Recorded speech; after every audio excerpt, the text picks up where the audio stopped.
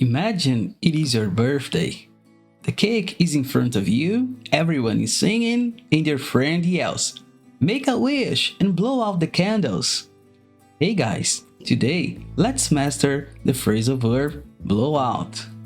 That first example is the most nostalgic one, using your breath to extinguish a flame like a candle or a match.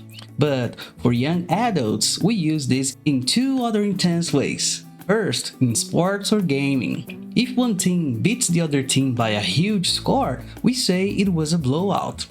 Second, and scary, when a car tire suddenly bursts or explodes while driving. Now, let's lock this into your memory.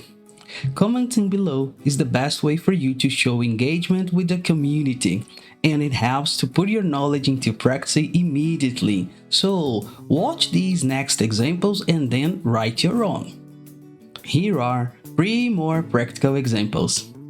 Example 1. We played so well that the final score was 52-1. It was a total blowout. Example 2. I was driving on the highway when my front tire suddenly blew out. Example 3. Don't forget to blow out the lantern before you go to sleep in the tent. Now it is your turn. Go to the comments and post an example you have created. Have you ever experienced a tire blowout? If you can relate, leave a like to let me know. Keep learning and see you in the next video.